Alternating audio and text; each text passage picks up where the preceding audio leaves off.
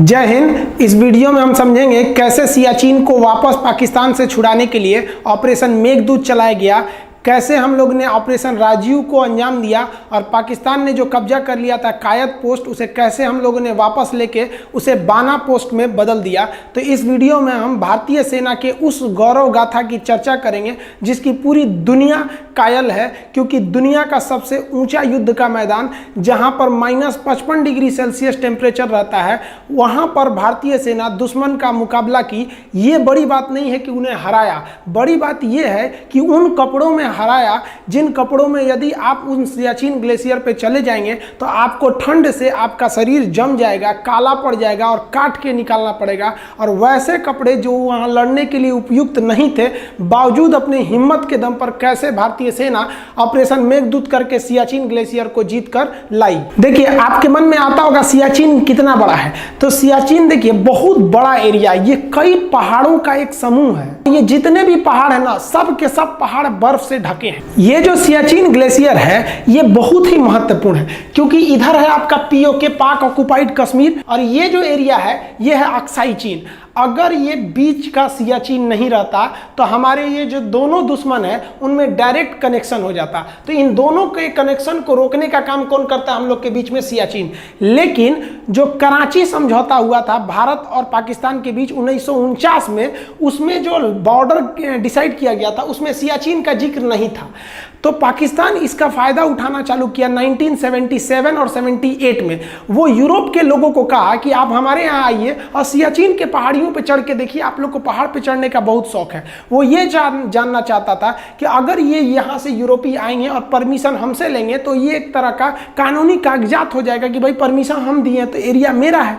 तो इसकी खबर भारत सरकार को 1978 में लगी। तभी से भारत यहाँ पर सोच लिया कि भैया इस एरिया को खोना नहीं है, क्योंकि इधर से हमारा अक्साई चीन चाइना ले लिया और ये पीओके है। क्योंकि जब हम फ्यूचर में, हम आज नहीं तो कल इस पे धावा बोलेंगे, तो ये सबसे महत्वपूर्ण भूमिका उस समय निभाएगा। तो भारत सरकार इसके लिए मूड बना ली थी। तब भारत ने यहां से अपने सैनिकों को सियाचिन की ओर भेजना चालू किया। लेकिन दिक्कत यह था कि सियाचिन में टेम्परेचर -55 डिग्री सेल्सियस हो जाता है और यहां पर देखिए, यहां -55 लिखे हैं और यहां पर 35 फीट स्नोफॉल होता है। सोचिए, हमारी हाइट 5 फीट 6 इंच है और वहां बर्फ गिरता है 35 फीट, यानी हमसे 7 गुना ज्यादा बर्फ गिर जाता है। यानी अगर हम किसी एक जगह पे रात भर खड़े हो जाए ना तो 35 फीट बर्फ से नीचे धंस जाएंगे। इतना खतरनाक कंडीशन हो जाता है। और वो 6 किलोमीटर यानी 6000 मीटर ऊंचा है। 6 किलोमीटर सीधे चलना आपको कितना पहाड़ हो जाएगा। सोचिए, अगर पहाड़ पर ऊंचा 6 किलोमीटर चढ़ना पड़ेगा तो कितना टफ कंडीशन होगा। और वहां पर इस एरिया को, और ये छोटा मोटा एरिया नहीं है, इतना बड़ा एरिया है, 75 किलोमीटर का एरिया है। इतने लंबे एरिया को एक्वायर करना था। यहां दुश्मन से खतरा कम था और प्रकृति से ज्यादा खतरा था। वहां इतना खतरनाक स्थिति हो गया था कि 3 फौजियों को भेजा जाता था तो उनका कमांडर ये कहता था कि तुम में से कोई एक है जो जिंदा बच के नहीं आएगा, क्योंकि वहां एवरेज रेशियो मरने का यही था। सियाचिन पर कब्जा करना इतना भीषण था कि यहाँ बर्फ इतना भयानक पड़ते हैं और ढलान जो है पहाड़ों का वो एकदम सीधा ढलान है। सीधा ढलान होने की वजह से वहाँ प्राकृतिक चुनौतियों का सामना ज़्यादा करना पड़ता है। और स्नोफॉल 35 फीट तक होता है, यानी 35 फीट तक बर्फ जम जाता है। इतना भयानक यहाँ पे जो स्नोफॉल की घटना होती है इस ऊंचाई पर। यहाँ पर ऑपरेशन मेघदूत को अंजाम दिया गया था, इतनी ज़्यादा हाइट पर। आप देखेंगे इस दुर्गम चोटियों पर जाकर भारतीय सेना ने ऑपरेशन मेघदूत को सफल बनाया था। इन चोटियों पर कब्जा करना जरूरी भी था क्योंकि ये हाइट पर है। इस हाइट का फायदा इंडियन आर्मी को आगे जाकर मिलने वाला था, इसीलिए इसके इंपॉर्टेंस को समझते हुए इसे कब्जा किया गया था। वहां ठंड से इतना भयानक स्थिति था कि पल्मोनरी ऑडिमा नामक एक रोग हो जाता था और फेफड़े सूख के उसमें पानी भर जाते थे। इतना ठंड हो जाता था यहाँ सियाचिन में, इतनी भयानक स्थिति हो गई। तब भारत सरकार ने यह डिसाइड किया, भारतीय सेना ने, कि नहीं अब हमको यहाँ युद्ध करना ही पड़ेगा वरना ये हाथ से निकल गया। गया। तो इसके लिए हमें क्या चाहिए थे? कपड़े चाहिए थे, क्योंकि ये एक दो पहाड़ी नहीं था। आप ये देखिए, ये ट्रायंगुलर शेप जो है ना, ये हम सियाचिन बना दिए। इस सियाचिन में यहाँ पर है आपका काराकोरम, ये चाइना से रास्ता दे देता है, और ये पीओके है। तो ये एरिया हम यहाँ पे काराकोरम बना दिए, ये पूरा एरिया सियाचिन है। इसका सबसे निचला एरिया NJ 9842 कहलाता है। इसके आगे एक और पहाड़ी पड़ता है जो ग्लेशियर है, उसका नाम है ग्योंगला। ला का अर्थ होता है दर्रा, पहाड़ों के बीच का रास्ता। उसके आगे जो सबसे महत्वपूर्ण है वो है बिलाफोंडला। ये बिलाफोंडला पे अगर कब्जा हो गया तो बिलाफोंडला काफी हाइट पर है, और यहीं पर है आपका साल्टोरो रेंज नामक पहाड़ी। अगर बिलाफोंडला पे कब्जा हो गया और साल्टोरो रेंज पे कब्जा हो गया तो साल्टोरो रेंज यहाँ की सबसे हाइट पर है। इससे हम पूरे सियाचिन पे नजर रख सकते थे। तो भारतीय सेना बिलाफोंडला, ग्योंगला और साल्टोरो रेंज पे कब्जा करना चाहती थी, और आगे जाकर सियाला पे, क्योंकि अगर सियाला पर कब्जा हो जाता तो वहां से इंदिरा कॉल यानी सबसे ऊपरी बिंदु पर कब्जा करना बहुत मुश्किल नहीं था। आपको आज भी याद होगा कि अगर आपसे कोई क्वेश्चन पूछता है कि भारत का सबसे उत्तरी बिंदु क्या है, तो आप इंदिरा कॉल कहते हैं कि नहीं? तो उसको हम लोग कब्जा करके लाए थे। पाकिस्तान उस पर नाजायज अपना अधिकार बता रहा था। इस पर कब्जा करने के लिए सबसे ज्यादा जरूरी था कि हमको उतने ठंड पर लड़ने के लिए कपड़े चाहिए थे, उतने ऊपर पहाड़ पे चढ़ने के लिए पैराशूट की रस्सियां होती हैं, इक्विपमेंट होते हैं जो भारत में नहीं बनते हैं, यूरोप में बनते हैं, वहां से लाना था। तो भारतीय सेना ने डिसाइड किया कि हमको 1984 में युद्ध करना है गर्मियों के दिन में, लेकिन वहां पर हमको लड़ने के लिए ये इक्विपमेंट चाहिए थे। तो हमें खरीदने के लिए वो इक्विपमेंट यूरोप जाना था। अब चूंकि भारत में वो इक्विपमेंट नहीं मिलते हैं, वो इक्विपमेंट हमको नॉर्वे से खरीद के लाना था। तो भारतीय सेना नॉर्वे गई ताकि उन इक्विपमेंटों को हम लोग क्या कर सके, खरीद के ला सके। जब ये नॉर्वे पहुंचे तो उन लोग नॉर्वे के जो ये फैक्ट्री वाले थे, उन्होंने कहा कि देखिए हम आपको दूसरी फैक्ट्री का नाम बता देते हैं, आप वहां से खरीद लीजिए। तो भारतीय सेना कही कि आप रेट बताइए ना, पैसे का टेंशन मत लीजिए। तो कहा कि पैसे का टेंशन नहीं है, हम आपको 2 साल तक ऐसे कपड़े और ये तरह के इक्विपमेंट नहीं दे सकते, क्योंकि हमारे पास ऑलरेडी इतना ना ऑर्डर आ चुका है कि हम उसी को पूरा नहीं कर पाएंगे, और हमको हर हाल में इसी साल उस ऑर्डर को पूरा करना है। तो भारतीय सेना ने कहा कि चलो भाई हम दूसरी कंपनी से ले लेते हैं, कहीं से भी खरीदना है। तब तक उसी बीच भारतीय सैनिक को दिमाग में आया, पूछते हैं कि खरीद कौन रहा है। तो उनसे पूछा कि आप ये इतना ज्यादा ऑर्डर किसके लिए ले हैं? तो कहा कि पाकिस्तान का ऑर्डर है। भारतीय सेना एकदम शक रह गई कि बाप रे बाप, हम अभी मोलाई करने आए हैं, उसे जरा ऑर्डर देके बैठल है, हम लोग से तो आगे निकला है। और यहाँ जो पहले पहुंचेगा जीत उसी की होगी, क्योंकि इतना हाइट पर ये एक एरिया है कि अगर एक तो कपड़े उनके पास है, आप कपड़े हो जाने की वजह से उनके ऊपर सबसे बड़ा खतरा जो प्रकृति का था वो तो टल जाता। अब क्या होता, अब भारतीय सेना के पास कपड़े ही नहीं थे, अब वो वहां चढ़ जाते।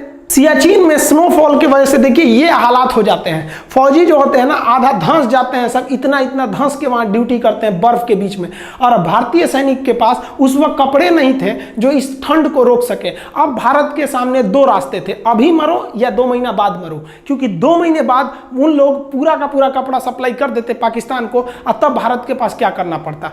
तब उस समय कुछ समझ में नहीं आ रहा था भारतीय सैनिकों। तब ब्रिगेडियर चन्ना और नरिंदर बुल कुमार नामक कर्नल ने कहा कि हम लोग इसी कपड़ों पर चढ़ाई कर देंगे, क्योंकि अगर देर करेंगे तो मरना फिक्स है। अभी क्या है कि अभी उनके पास भी पूरे कपड़ों की सप्लाई नहीं है और हमारे पास तो साफ नहीं है। तो एक काम करते हैं, पहले ही हम लोग हमला बोल देते हैं, वहां जो होगा देखा जाएगा। लेकिन इनको सबसे ज्यादा दिक्कत था कि लड़ाई जवानों से जीती जाती है, अपनी सैनिकों से जीती जाती है। सैनिकों को पता था कि इनके पास ऐसे कपड़े नहीं है जो ऐसे दुर्गम इलाकों पर जा सके और इतनी भीषण ठंड को रोक सके। तब इन अधिकारियों ने अपनी सैनिकों से कहा कि भारत मां के लिए आज तुम्हें बलिदान करना पड़ेगा, क्योंकि हमारे पास कपड़े नहीं है लेकिन हमें युद्ध हर हाल में लड़ना पड़ेगा। क्या आप लड़ने के लिए तैयार हैं? भारत के जवानों ने एक सुर में बोला कि हम लड़ेंगे और हम इसी कपड़ों में जाएंगे, और आप चिंता मत कीजिए, हम वचन देते हैं हम जीत के आएंगे।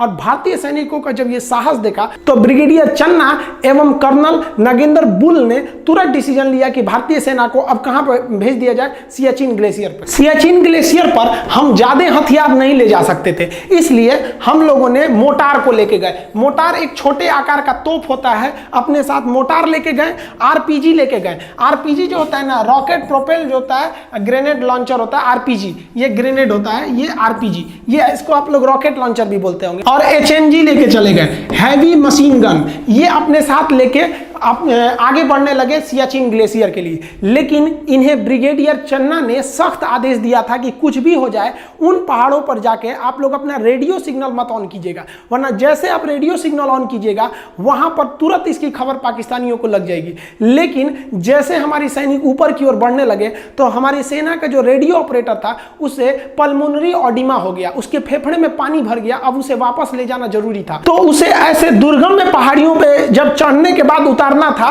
तो सैनिक उसे उतारने लगे। लेकिन इसी बीच एक और सैनिक की ठंड के कारण इतना ज्यादा उसका फेफड़ा में पानी भर गया कि उसकी वहीं पर मौत हो गई ठंड की वजह से। हमारा एक जवान वहां शहीद हो गया ठंड से, इतनी बुरी स्थिति थी वहां पर, और वहां पर आंधी तूफान भीषण आ गया। उसके पार्थिव शरीर को भारतीय सेना 2 दिन तक अपने साथ रखी थी, लेकिन कर क्या सकती थी? हमारी सेना का उसूल है कि हम एक भी जवान पीछे नहीं छोड़ेंगे। अब उन लोगों ने मजबूरी में रेडियो कांटेक्ट किया कि हेलीकॉप्टर भेजा जाए, हम अपने सैनिक को इस तरह से ऐसे नहीं छोड़ सकते हैं यहाँ पर। अरे खूब से खूब होगी, पाकिस्तानियों को खबर न लगेगी, देखेंगे ससुरन में कितना दम है, लड़ाई होगी आमने सामने की। हेलीकॉप्टर भेजा जाए ताकि हम अपने इस सैनिक का पार्थिव शरीर उनके घर को पहुंचा सकें। भारतीय सेना के चीता हेलीकॉप्टर, चेतक हेलीकॉप्टर ने वहां पर सामान रसद को पहुंचाया, वहां से जितने भी एविक्यूएशन थे उन्हें वापस लेके गया। लेकिन इनकी जो भनक लग गई वो पाकिस्तानियों को लग गई थी, और भारत के इन हेलीकॉप्टरों ने वहां पर साजो सामान तो पहुंचा दिए थे, लेकिन वो कपड़े नहीं थे उनके पास जिनसे वो लड़ सके, और पाकिस्तानियों के पास वेल इक्विपमेंट यूरोप से आ चुके थे। और भारतीय सेना ने सबसे भयानक जो भूल किया था वो रेडियो ऑन करके। अब भारतीय सेना की पूरी लोकेशन पाकिस्तानियों को पता चल चुकी। इन हेलीकॉप्टरों की मदद से भारतीय सेना उन ऊंचे ऊंचे पहाड़ियों पर एंटी एयरक्राफ्ट गन रख दी, ताकि अगर पाकिस्तानी एयरक्राफ्ट या हेलीकॉप्टर इस एरिया में आते हैं तो उन्हें मारकर गिराया जा सकता है। और साथ ही बैकअप के लिए पीछे में हम लोगों ने तोप को तैयार रखा था कि अगर युद्ध का लेवल बड़ा होता है तो हमें तैयारी में कोई कोताही नहीं करनी है। ये हैवी रेंज आर्टिलरी जो थी ये बैकअप सपोर्ट के लिए थी, जबकि सियाचिन ग्लेशियर पर इसे तैनात किया गया था एंटी एयरक्राफ्ट गन को। ये छोटे गन होते हैं, इसे उतनी दूर पर हेलीकॉप्टर से पुल करके ले जाया जा सकता है, लेकिन ये हैवी आर्टिलरी को नहीं ले जाया जा सकता था। हालांकि इन सब की जरूरत ही नहीं पड़ी, इतना दम कहां था उन सब में जो लड़ सके भारतीयों से। ठंड में जब भारतीय सेना टेंट डाली थी तो वहां पर इन लोग को आराम करना बहुत जरूरी था। टेंट के अंदर ठंड थोड़ा कम लगती है, तो भारतीय सेना ने एक सैनिक को टेंट के बाहर रखा, बाकी सैनिक टेंट के अंदर रहते थे। एक सैनिक का काम बाहर था, वो हमेशा ड्यूटी करते रहता था, उसकी शिफ्ट चेंज होती रहती थी। लेकिन 13 अप्रैल को जब ये मिशन चालू हुआ था तो उसके 3-4 रोज बाद ऐसे जैसे हम लोग आगे बढ़ते गए तब एक दिन ऐसा आया, ड्यूटी पर थे लांस नायक चंचल, उनको अचानक हलचल दिखाई दी पाकिस्तानियों के मूवमेंट की। पाकिस्तानी ना HMG मशीन लेके आए थे, हैवी मशीन गन। इस HMG गन से वो अंधाधुंध फायरिंग करने लगे और भारतीय सैनिक सोए हुए थे। यहां अगर 5 मिनट की देरी होती तो वो लोग सो रहे भारतीय सैनिकों को मौत के घाट उतार देते। यहां सबसे बहादुरी का काम किया था लांस नायक चंचल ने। उसने अपनी राइफल से इस भयानक मशीन गन का मुकाबला करते हुए सीधे रणभूमि में कूद गया और गोली मारना चालू किया। और जैसे गोली चालू किया तो इधर से भी फायरिंग हुई, उधर से भी फायरिंग हुई। इस फायरिंग की आवाज सुनकर भारतीय सैनिक उठ गए। तब तक यहां से लांस नायक चंचल ने ये HMG चला रहे पाकिस्तानी के ठीक हेडशॉट किया था। जैसे गोली मारा, यहां से चंचल ने गोली मारा और वहां से पाकिस्तानी गोली आके सीधा हेडशॉट किया लांस नायक चंचल को। लांस नायक चंचल की उंगलियां उसके बाद भी बंदूक पर थी और वह मरने के बाद भी गोली चलाता रहा था। इस साहस को देख के पाकिस्तानियों का दिल दहल गया। तब तक भारतीय सैनिक उठ चुकी थी। वो उठने के बाद नींद क्या चीज होता है, तुरंत धावा बोल दी और 5 मिनट के अंदर अंदर पाकिस्तान के 26 सैनिकों को मौत के घाट उतार दिया। और ये वैसे सैनिक थे जिन्हें यूरोप से कपड़े दिए गए थे कि इन कपड़ों को पहन के आप लड़िएगा। भारतीय सैनिकों के पास तो एक ही चीज की कमी थी, इन कपड़ों की। इस ससुरा क्या करेगा सर, उगारे कर दिया लोग, उसको ले जाओ ससुरा खोलकर। अब भारतीय सैनिकों के पास जो कपड़े की कमी थी वो कपड़ा तब हो ही गया। अब इधर जो पाकिस्तानी थे वो ओवर कॉन्फिडेंस में थे। उन पाकिस्तानी बेस कमांडरों को लगा कि जो वो 26 सैनिक भेजे हैं ना, वो लोग अब अपनी जगह पे पहुंच गए हैं, जबकि वो तो अपने जगह पे नहीं दूसरे जगह पे पहुंच गए थे। उनकी लाश को भारतीय सेना इज्जत से दफना दी और भारतीय सेना इनके ड्रेसों को पहन के अब रेडी थी। पाकिस्तानी फौजी जो थे बेवकूफ़ सब, उन लोगों ने जो रसद था, जो सामान थी या जो ड्रेस एक्स्ट्रा थे वो ले आके यहाँ गिरा दिया। उनको लगा कि ये जो पाकिस्तानी सैनिक ड्यूटी कर रहे हैं, वहाँ ड्यूटी कर रहे थे भारतीय सैनिक। आज भी वहाँ जो ड्यूटी करते हैं ना भारतीय सैनिक को पाकिस्तान के पैसे से खरीदे हुए जो ड्रेस भेज दिए थे वही पहन के ड्यूटी करते हैं। सोचिए कितना बुरा लगता होगा पाकिस्तानियों को जब भारतीय सैनिक को जो वर्दी देखते होंगे सब, तो क्या सोचता होगा, ससुरा कहीं का हम खरीद के लाए थे, हमारा वर्दिया ले लिया यहाँ पे। ठीक किया ससुरा, तुमने औकात में रह के लड़ाई लड़ो ना, ये क्या मतलब हुआ, कुछ कर देंगे। इस पहली कामयाबी के बाद भारतीय सैनिक का मनोबल अपने 7वें आसमान पर था और इन्हें अब किसी चीज की कमी नहीं थी। अब ये लगातार आगे बढ़ते रहे। ये ग्योंगला, बिलाफोडला, साल्टोरो रेंज, सियाला कब्जा करते हुए आगे बढ़ते रहे और बहुत ही जल्द देखते देखते भारतीय सेना ने पूरे सियाचिन को अपने कब्जे में ले लिया। ये बिलाफोडला है। अगर यहाँ पर आर्मी पहुँच जाती तो यहाँ से हम नुब्रा वैली, यहाँ जहाँ से नुब्रा नदी निकलती है, वहाँ के रास्तों को हम बंद कर सकते थे। इसलिए बिलाफोडला को कब्जा किया गया ताकि वहाँ से जो पाकिस्तानी एंट्री कर रहे थे उसको रोका जा सके। यहाँ देखेंगे ये जो बिलाफोडला है, यहाँ से जब नदियाँ, ये ग्लेशियर का बर्फ पिघलता है तो ये जाके मिल जाता है इस नुब्रा नदियों में। ये नुब्रा नदी है, यहाँ से बहती है और ला का अर्थ क्या होता है, पतला रास्ता। यहाँ से पतले रास्ते भी जाते हैं नुब्रा नदी के बगल से। बिलाफोडला के कब्जा के बाद अब आर्मी जो थी वो सियाला की ओर बढ़ रही थी। सियाला में पहाड़ियों की जो ढलान थी वो एकदम खड़ी थी, जहां पहुंचना काफी दुर्गम में था। आर्मी को जो सबसे बड़ा फायदा हुआ था वो इस साल्टोरो रेंज को लेकर था, क्योंकि वहां की सबसे ऊंची पहाड़ी साल्टोरो रेंज है। साल्टोरो रेंज के पश्चिमी साइड में हम पाकिस्तान पर नज़र रख सकते थे और साल्टोरो रेंज के पूरब में हम इस साइड में चाइना पर नज़र रख सकते थे। तो उस समय इस पहाड़ी पर कब्जा करना सबसे ज़रूरी था और इसको कब्जा जब कर लिया गया तब पाकिस्तानियों की रीढ़ टूट गई, क्योंकि यह साल्टोरो रेंज से आप अगल बगल के किसी भी एरिया पर नज़र रख सकते हैं। अब आप सोचिए कि इस दुर्गम में पहाड़ी पर चढ़ना कितना मुश्किल होगा। यहाँ से नुब्रा वैली पर नज़र रख सकते हैं, उधर से जितनी भी घाटियाँ आ रही हैं वहाँ से हम नज़र रख सकते थे। तो ये साल्टोरो रेंज को कब्जा किया गया। अब यहाँ से कोई भी मूवमेंट जो थी वो आराम से हमको दिख सकती थी। यहाँ पे देखेंगे कोई भी पहाड़ी रेंज है या किधर से भी देखेंगे। अब ये नुब्रा वैली है, इस एरिया से निकल जाएगी यहाँ पे और ये एरिया चला जाएगा पाकिस्तान की ओर। तो हम लोगों ने सबसे पहले साल्टोरो रेंज को कब्जा कर लिया।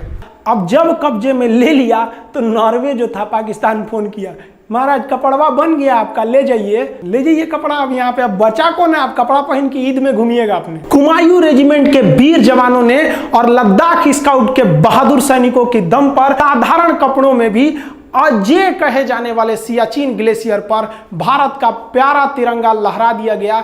ये जीत पूरी दुनिया देखी कि उन माहौल में, उन कठिन परिस्थितियों में कैसे भारत के महारणबांकरों ने सियाचिन ग्लेशियर को अपने कदमों के नीचे कर दिया था। आज भी वहां भारतीय तिरंगा शान से लहराता है। और 1984 के बाद 1987 में फिर पाकिस्तान ने भारत पे हमला किया और सियाचिन के एक पोस्ट पर कब्जा कर लिया। उसका नाम रख दिया कायदे आजम।